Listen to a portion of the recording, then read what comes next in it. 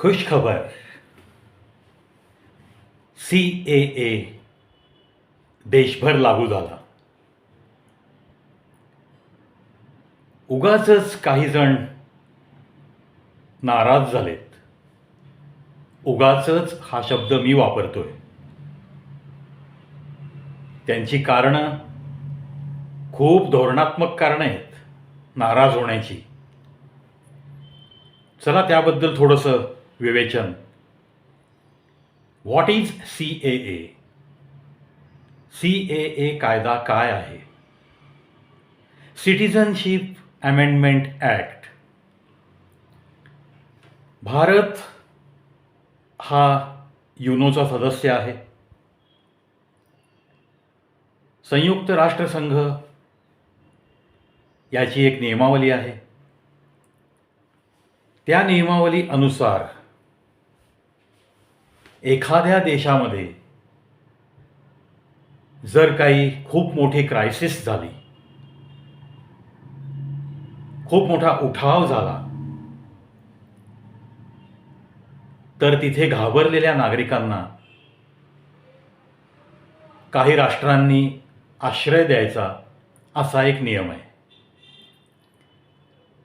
मानवतेच्या दृष्टिकोनातनं हा नियम अतिशय योग्य आहे. No doubt at all. मग याच नियमानुसार अफगाणिस्तान, बांगलादेश, पाकिस्तान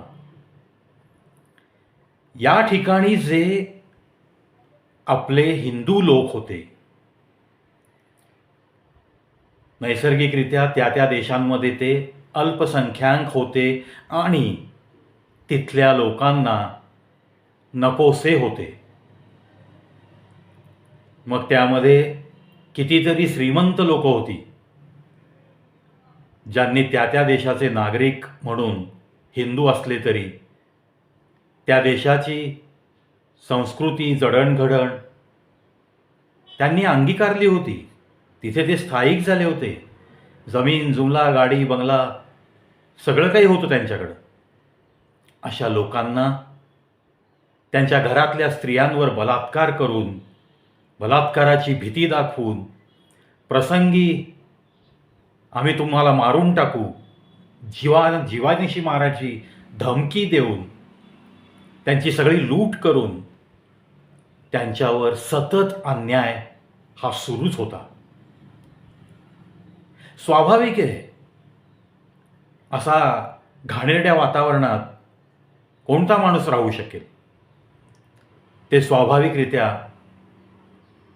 आपल्या हिंदुस्थानकडे दयेची भीक मागत, अर्ज करत आपल्या इथे शरणार्थी म्हणून गेली अनेक वर्ष राहत होते.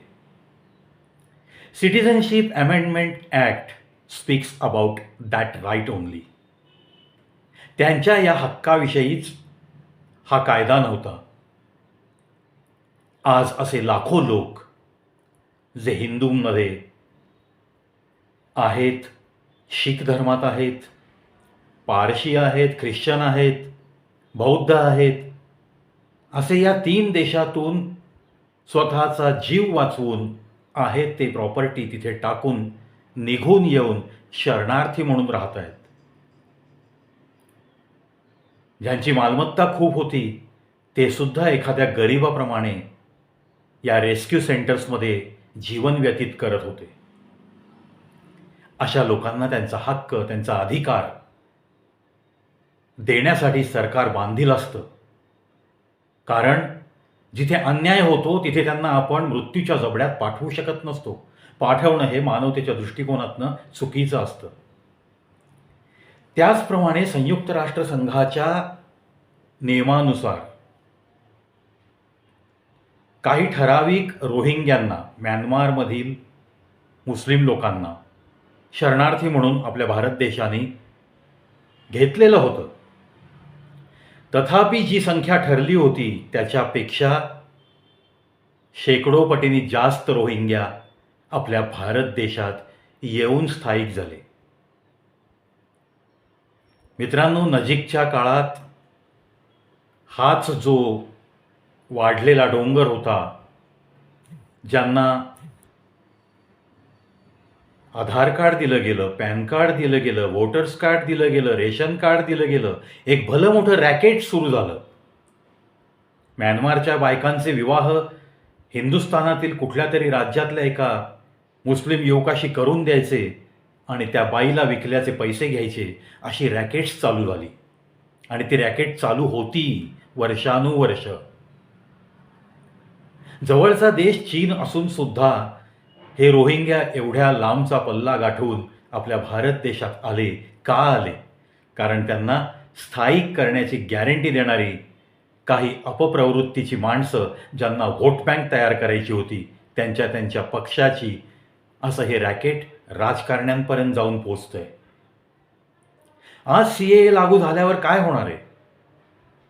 आज एकच राज्य जम्मू काश्मीर, तिथलाच आकडा 40,000च्या वर लोक सापडत आहेत, जे की अवैध कागदपत्र ओरिजिनल वाटत आहेत, पण ती अवैधरित्या बनवून दिली गेली आहेत.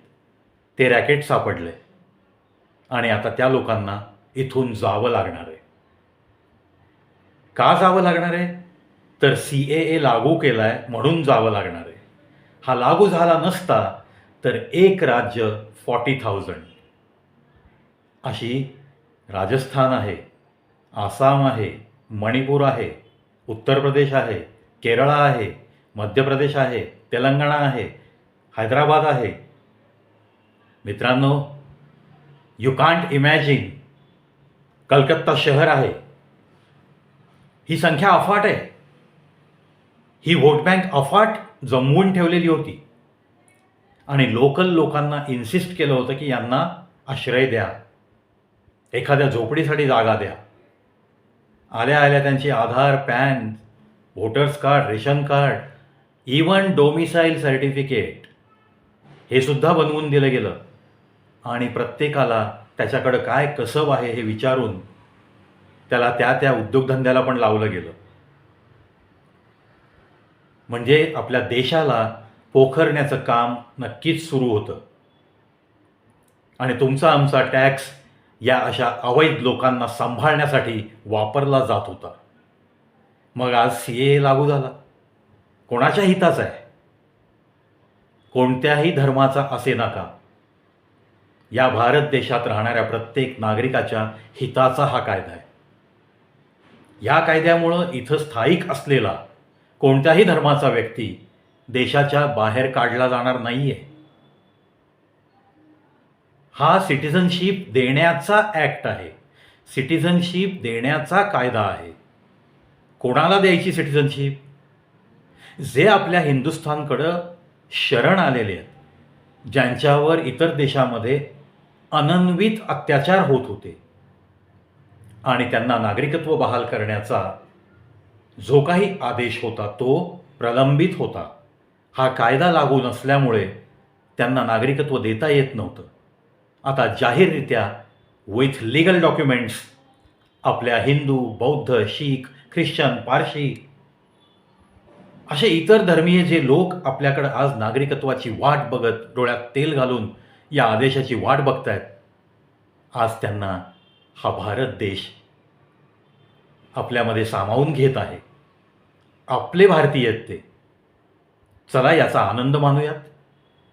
आणि जी इल्लिगल व्होट बँक आणि जे इल्लिगली आपल्या देशात राहत होते केवळ देश पोखरण्यासाठी, तिथं आंतरिक प्रेम निर्माण होणं शक्यच नाही आहे. कारण त्यांच्या कानात त्यांचा मोटोच सांगितला आहे, बॉम्बस्फोट घडवा, वाटेल ते करा, रुळावरती दगड ठेवा, रुळावरती जुन्या सायकली रचा, बोगी घसरल्या पाहिजेत, सिग्नल चुकीचे द्या, लूटमार करा, जाळपोळ करा, कंपन्यांना जाऊन रात्री अपरात्री आगी लावा. ही सगळी त्यांच्या दृष्टिकोनातनं विधायक कार्य त्यांना बहाल केलेली आणि खोट्या डॉक्युमेंटसह भारतीय नागरिक म्हणून त्यांना इथं राहण्यासाठी खोटी कागदपत्र बनवलेली ही सगळी गर्दी तुमच्या आमच्या देशातून गेली पाहिजे की नाही? गेलीच पाहिजे. खेदाची बाब ही आहे की काही अवैध नागरिकांना पोलीस डिपार्टमेंटने बांगलादेशच्या सीमेपर्यंत नेऊन सोडलं, बॉर्डर सिक्युरिटीच्या हवाली केलं, तिथं त्यांची ड्युटी संपली. शोकांतिका अशी आहे मित्रांनो, तीच माणसं परत बॉर्डर सिक्युरिटी फोर्सच्या ताब्यातून 15-20 दिवसात पुन्हा कलकत्त्यापर्यंत पोहोचलेली डिपार्टमेंटला आढळलं. अशी जर बॉर्डर सिक्युरिटी फोर्समध्ये पण जर भगदाडं पडलेली असतील तर त्या लोकांचा सुद्धा बंदोबस्त केलाच पाहिजे. नाहीतर हजारो अजमल कसाब एकाच वेळेस देशात हैदोस घालतील. हा धोका छोटा नाहीये. म्हणून जर भगदाडं जर इंडियन आर्मीमध्ये असतील, बॉर्डर सिक्युरिटी फोर्समध्ये असतील, सीमेवर असतील आणि ती जर निदर्शनास आली, सत्वर कडक ॲक्शन झालीच पाहिजे. जय हिंद, जय भारत.